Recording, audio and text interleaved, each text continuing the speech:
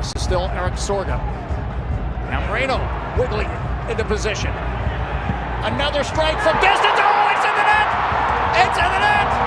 Oh my goodness! To score in front of everybody is wonderful, and I wish I could give hugs to everybody, because it was just a great moment for the club and for everyone. Julian Gressel on the corner kick. Like this presses it. That's Canal. Oh, it's in the net! It's in the net! Russell Canals has put DC United ahead 2-1. He put the signal up, and luckily I was able to have a great ball from him and then make good contact on it and just put it in the side netting. So super blessed to get on the score sheet. I'm proud because they run until the very last second. They went to every duel like it was the last one, and that's the only way for DC United.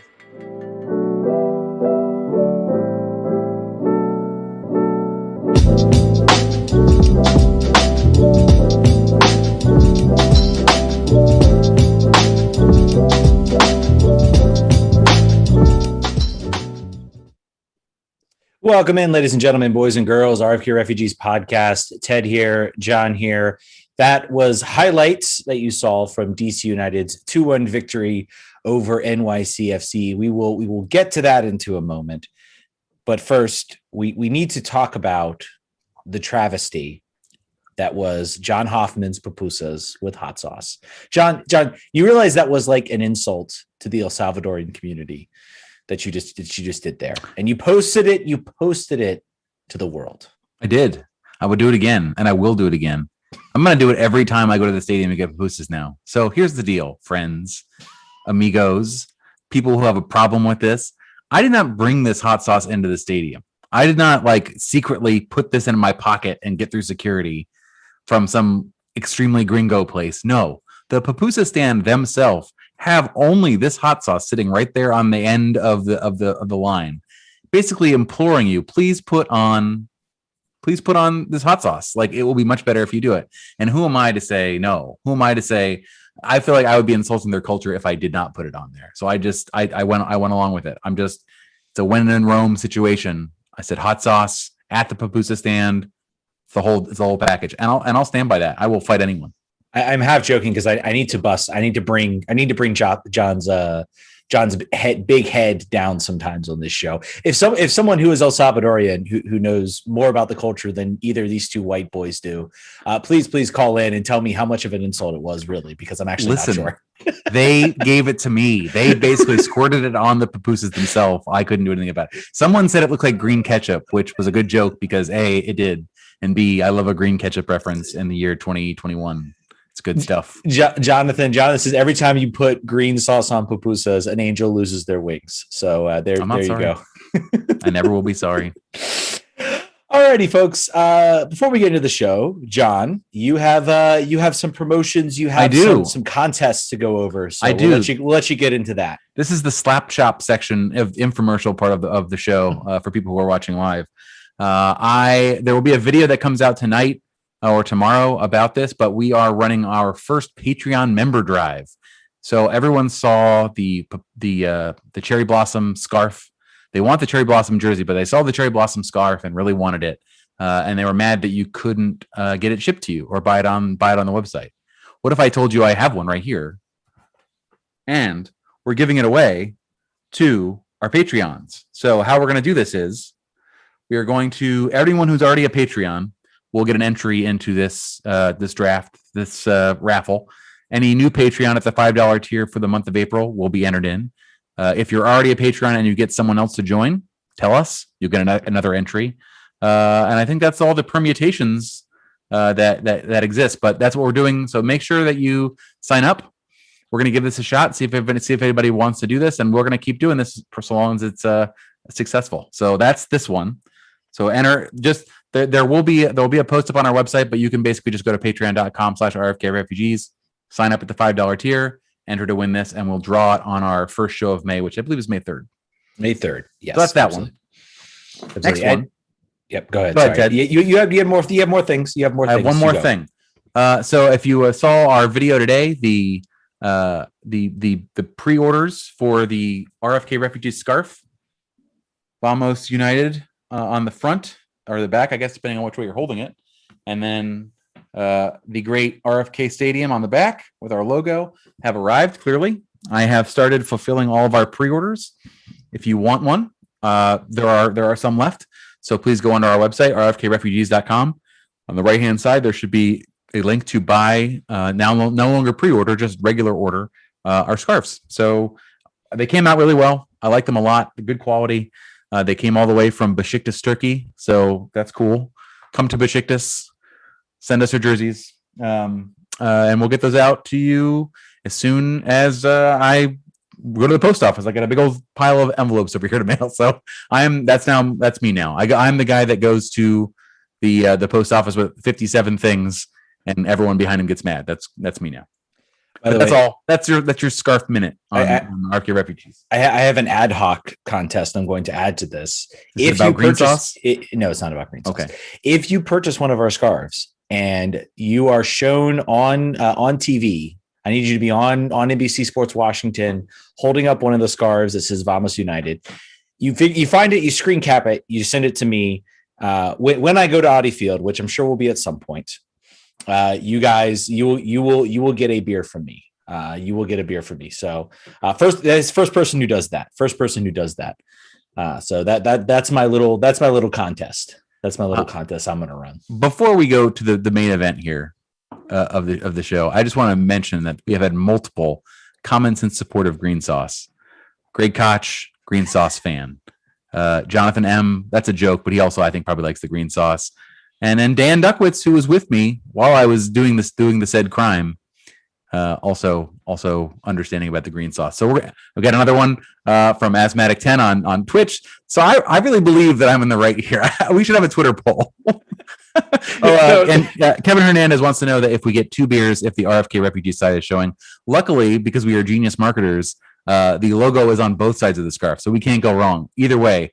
So just the 1 beer. I'm sorry, one beer per scarf showing. If you're wearing the T-shirt, our old T-shirt, and the scarf at the same time, that'll be 2 beers. So that'll be 2 beers. That's a good one. That's a good one. I like the 2 beers for the shirt and the scarf. And you got to get on TV. You got to hold it up. You got to get on TV. You got to figure out a way to do it. So, and right now it's very challenging to get on TV unless you are a transparent tarp that goes on that covers the seats. Well, they do the crowd shots. That's more what I'm talking about. They're going to still do the crowd shots. They're still going to show the fans and everything like that. So absolutely, that's my challenge. You got to be the first person to do that, and you got to send me the screen cap. I got to see proof.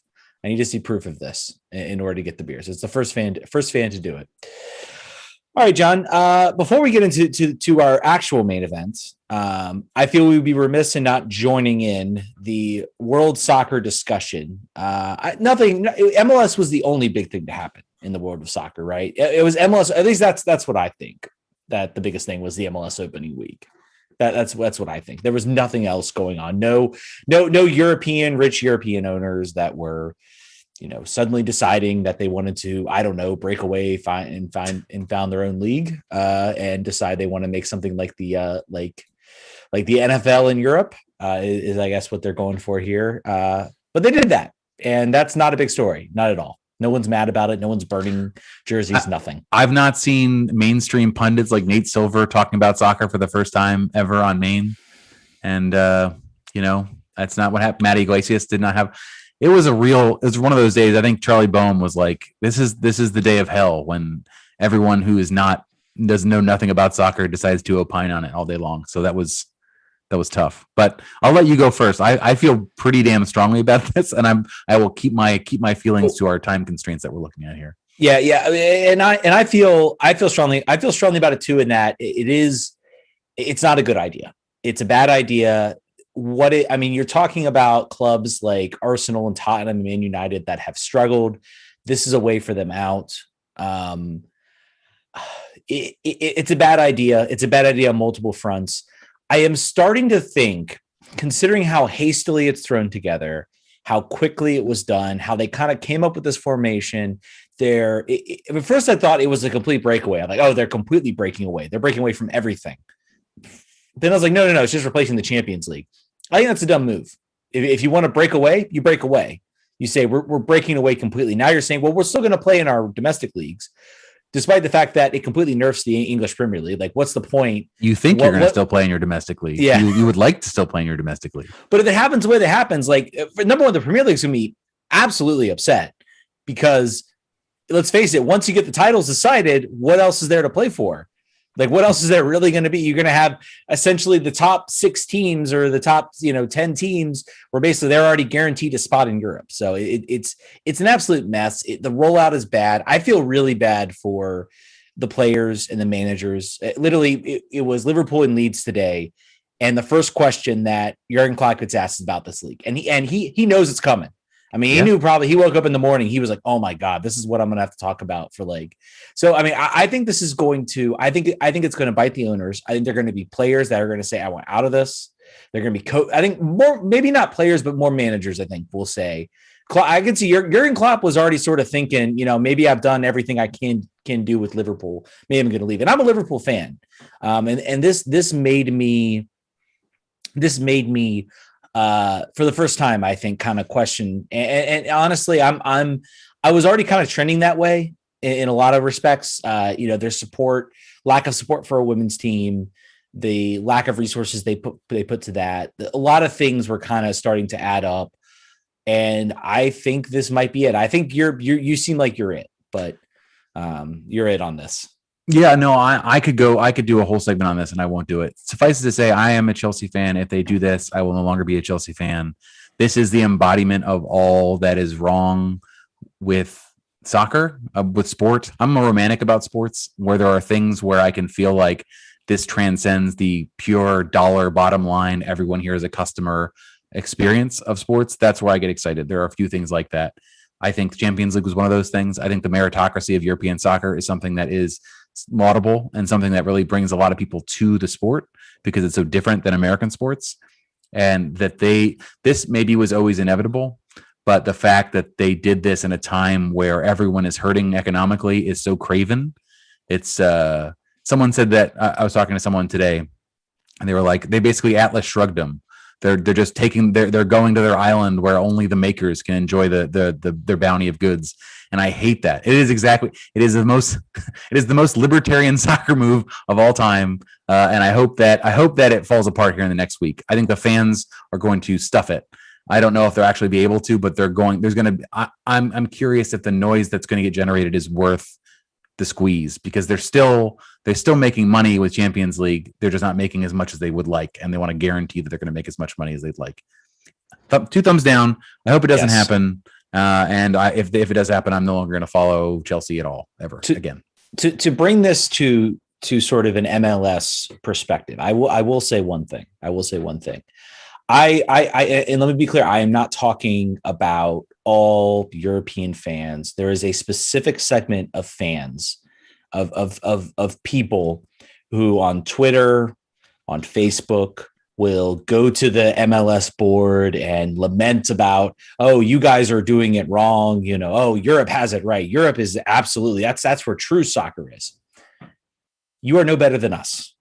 We are fans of a closed league and a closed team that is run by a rich person. You are in the exact same boat. Who I wish was richer, by the way. we all do. But you are no better than us. You're no better than me. I'm no better than you. It literally bugs me to death when people have romanticized Europe as this grandiose. If you're paying attention, this has been happening for years. The Premier League was a breakaway league in the first division. The Champions League has gotten to where it's literally just the best, the top quote unquote teams that play. when Ajax made it to the semifinals, they completely shut off a lot of them. They had to go through 2 rounds of qualification to make it. The reason you don't see teams like Scotland and Rangers in the tournament anymore, some of that's financial, but is a lot to do with how many legs they have to get through to get to the Champions League. This has been a long time coming, and this has happened. And the reason I've started to think, like, why is it like I don't get excited? Like I used to love to watch the Champions League. I used to love to put it on. Now it's like I'm just seeing the same teams over and over again. It's not interesting, and that's really, I think you're going to see them a lot more now with this thing. Yeah. Oh, absolutely. And we'll see if it happens. I think the backlash. I think the strong backlash. I think you're going to see at least a couple teams. I think I heard somewhere again. When this type of thing drops and the way it was dropped, I think there are rumors just flying everywhere. It is like catnip to social media engagement to just tweet about this. So I saw Chelsea and Man City considering dropping out of it. Yeah, and I think a large part of that has to do with the sort of response. Now, I will say I've listened to some podcasts. There's a lot of financials driving this for some clubs like Juventus, clubs like AC Milan. I think Grant Wall brought up, he said, he's talked to executives out there and they're like, we have to compete with mid-table English clubs for players. Like the Premier League is just so much money is going in there. And those teams are trying to spend everything and we have to compete with them. And we're just tired of it. Barcelona's in a huge financial crisis. So there's a lot of this sort of driving that thing, but it's bad. It's a bad way to go about it. And we'll see what happens. This is a massive coup by the rich billionaire owners. A literal coup, basically. A literal coup against UEFA, dropped right as the season's coming towards an end, which to me, I think adds to it. I think if they do this at the end of the year, there's a maybe they get away with it. I think the way they've gone about it has almost been worse than what they're actually doing. Yep. All right, let's get to the thing everyone's here we're done. for. We're done with that. We just want to talk about it. Everybody's talking about it. We had to talk about it. Let's talk about where everything's nice, warm, and sunny, and that is in DC United land. DC United, 2-1 victors over New York City FC. I feel like I talked a lot on that, John. I'll let you lead with this game. What were your thoughts? Give me some raw emotion, my friend. You were there at the game. Let's start there. Let's start there, man. So I also covered the Spirit on Thursday for the Challenge Cup, which we'll get to at the end of the show. And that was awesome. It was great to be in the stadium and see live soccer. So that on their own was great. But no fans there at all made it a pretty kind of a weird experience, I would say. Being in the stands for a real soccer game for my favorite club was awesome. It made me feel like life was somewhat normal again. It made me feel like it just all of the considerations of what everyone has been thinking about for the last year for 90 minutes went away, and it was just about the game on the field, and it was tremendous. I missed being in Audi Field. It is weird to be there with 25%. I'm hoping that changes pretty soon. I also went to a Nationals game this weekend because I'm crazy, and I've decided that I'm going to come out of my cocoon all at once and do all of the things. But same thing there. Like, I feel like there's a lot of space to healthfully stick more people in the stands. I think that there's in these open air, I mean, obviously I don't get to make those decisions, and there's lots of political considerations for how many they allow into the stadiums in DC. But it feels being in there, right? Being in there, everyone's masked up, even though you're outside in an open air space. I feel like there's lots of room to still sit people comfortably and safely. The concourses are not that packed. So I think that'll change pretty soon based on the way it felt there and based on sort of the trend numbers of vaccinations and infections and all those things. So from that perspective, being there was awesome. And I hope that more and more, as more people get vaccinated and feel comfortable going and as tickets go on sale, do yourself a favor, do it. Just to feel normal again for even 90 minutes. It's really worth going if you can. And now let's talk about the actual thing, the game experience. Ted, let's get started there. You wrote a really good write up. Do we want to do it do we want to walk through it sequentially, or do you just want to sort of big picture it? Well, first things first. We can talk a little bit about my experience watching the game, which was a new experience in that it was on NBC Sports Washington, which it was beyond refreshing to sit down, turn on the TV, and I understand that the team did not do a great job communicating. And it seems to me they've, according to Ben Bromley at Black and Red United, they have fix the issue, so to speak. This happened probably very quickly for them, and they probably weren't. Maybe they weren't. They still got people doing multiple jobs. So I'm gonna come a little bit of slack there. But there was a little bit of confusion with it being on NBC Sports Washington Plus. Some people have cut the cord. They have YouTube TV, which doesn't have that. I have cable, so I just turned it on, watched it. The broadcast was beautiful. It looked professional. It looked nice. The lineups were great. Everything just looked like it was a professional sports broadcast. And that is something that I haven't seen in like 6 years. And so I was very, very happy about that. Dave Johnson was great. Devin McTavish is great. They're always great. But it's so nice to see like a broadcast that just looked like it belonged on television. So that I just wanted to quickly do a side there. Now let's talk about the game. First 15 minutes, very, very rough. Oh yeah. Well, let's even talk about the lineup. So we did a live preview show, which I don't think we published because the audio was extremely bad because I was on AirPods next to a speaker in the stadium, so it did not come out the way we'd like.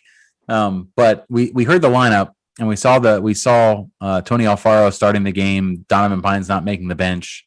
I'm trying to think. Were Joseph Morris starting? I don't think is what we necessarily anticipated. I anticipated that. As the left wing back. As the left wing back, I thought he would be out there in some capacity. And then we talked about Eric Sorga taking the spot of Ola Kamara. Mm-hmm. I think both of our confidence in a result waned a little bit at that point. We thought that there was going to be a lot of goals scored. It seemed very much like a makeshift defense. Well, I think what killed my idea that this would be potentially a win was when I realized that all three center backs that were healthy were out there, and Pines pick up an injury, which I don't think we were expecting. We'll talk about him. We'll talk about Tony. Alfaro. We will. I'm about to eat some crow. You are, but we'll talk about him. But I think we all saw the lineup and we're like, "Ooh, man, there was like 10 players injured."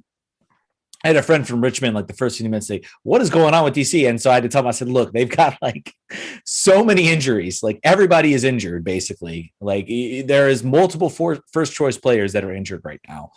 And they're playing a new system. It's probably like first 15 minutes, I was prepared for like absolute massacre, I think, at that point. So, but yeah, the lineup not great and kind of dented a lot of expectations for the game. Saw the goal. Let's talk about the goal, because I think the goal was, I think I saw that goal and I was like, this is going to be a long night. And I was also upset that I'm pretty sure that's a foul on Castellanos. I don't know if you have the same. I was at the far end that was far end from me. So I couldn't tell.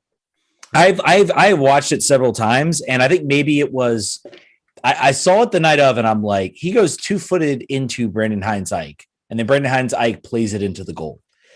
And he goes 2-footed, so he basically tackles him and causes him to lose his footing.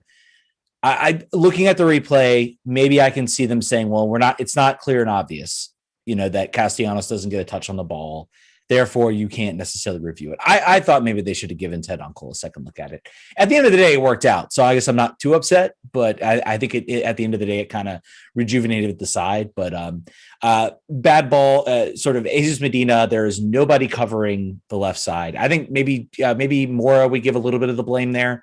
The team was caught very, very much sort of on the right side of the field. Around 50% of their passes for